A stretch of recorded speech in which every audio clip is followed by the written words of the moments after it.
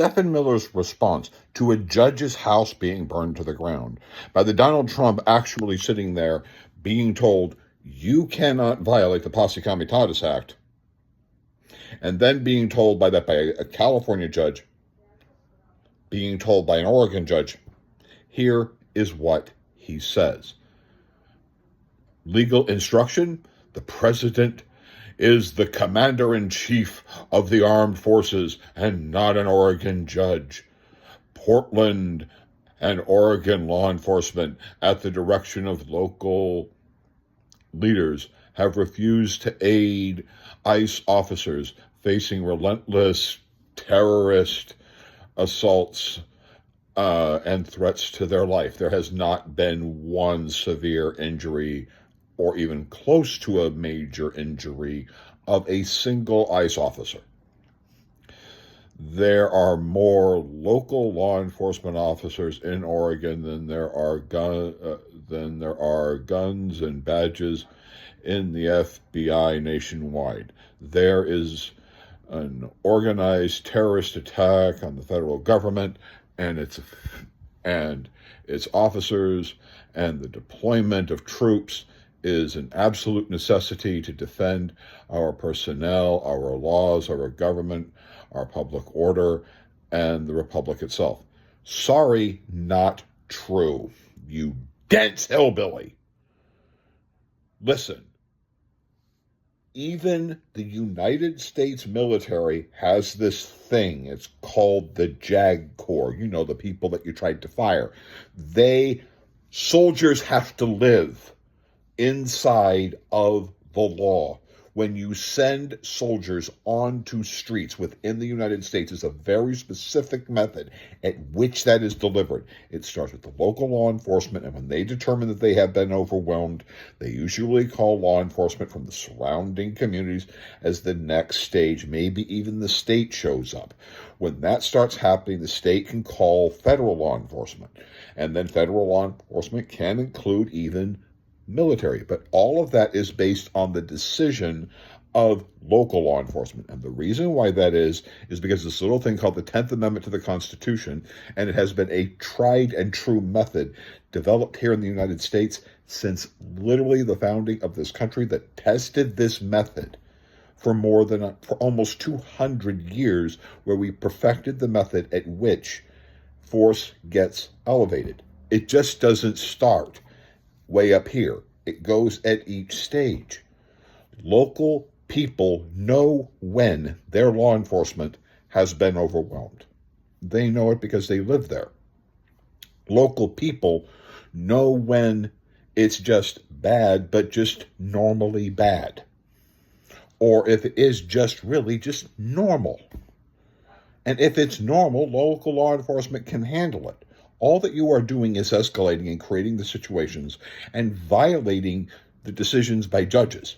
And this bullshit that you are saying, where the president is the commander-in-chief of armed forces and not an Oregon judge. No, the Oregon judge is reminding you about the constitutional limitations that are placed upon the president and law enforcement. Just because you are under the direction of a Department of Justice that will not enforce 18 U.S.C. 242, deprivation of rights under color of law, doesn't mean that you're not supposed to follow it.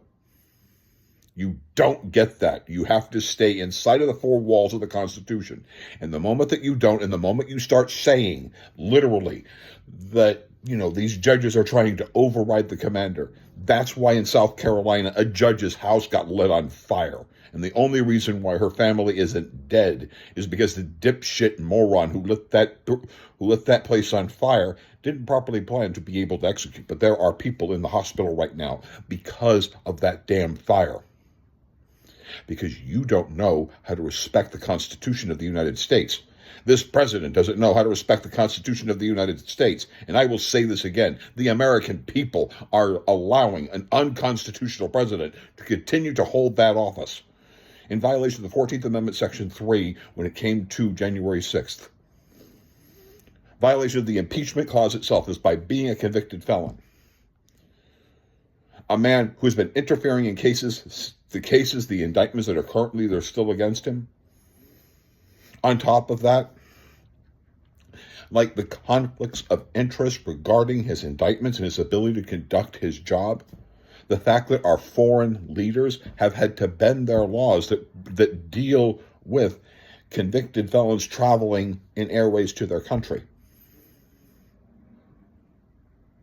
This president is an illegal president. I'm sorry, he just is. And that's not just my opinion. It's the opinion of George Bush's Attorney General Alberto Gonzales and the 2006 DOJ memo, Collateral Consequences Upon Conviction, that reviewed these particular questions and said, yes, a convicted felon president or a convicted felon office holder in D.C. is in violation of the impeachment clause. The problem is we just don't do that. We just don't look at this president and say, you are in violation of the impeachment clause. Goodbye.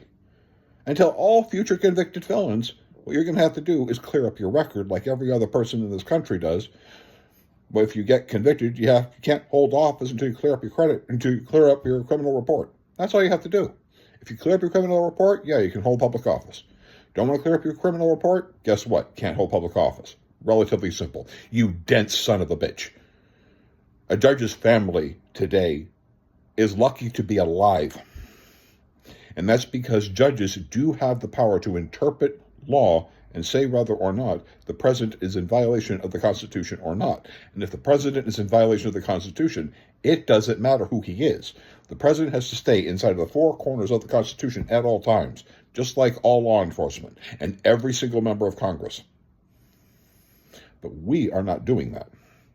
And that is why today, the President of the United States is trying to send 300 troops in violation of the Posse Comitatus Act into an American city, which I can guarantee you, if you're in a red or blue state or whatever city or town you think you are in, you think you're safe just because it's red. I guarantee you, if this president has somebody who wants to convert that preacher area that you like to go to, that church area that you like to go to, into Epstein 2.0 sex pleasure center for the children of your community so that people like his friends can go in there and pay a couple $100 a head, $1,000 a head to have nice relationships with your girls, just like what Epstein used to do with the other girls. That will happen. And if you say no, they'll send in the damn military. Or whatever the hell they want. Doesn't really matter. You think you have a farm? Your farm would be much better as a strip mall. You want to complain? They'll send in the army. Because that's what this turns into. That's what we're doing. We're sending in the army to impose a domestic agenda against the wishes of the people of that state and of that city, which they have the right not to help federal law enforcement perform certain functions. They completely have that right. They do. Because that's how America works. That's what makes us great. I guarantee you, what doesn't make us great is allowing the United States military to usurp the authority of local governments. That is not what makes us great at all. It's what makes us a third world bullcrap banana republic. And trying to set fire to homes of judges is equally disgusting and evil. And since this seems to be coming from the White House itself, something has got to be done. People have got to be removed. Like, share, subscribe. I really don't give a damn anymore. Because we have entered the darkest possible places you can think of, and it's coming from one group, the White House itself, and they need to go. Thank you.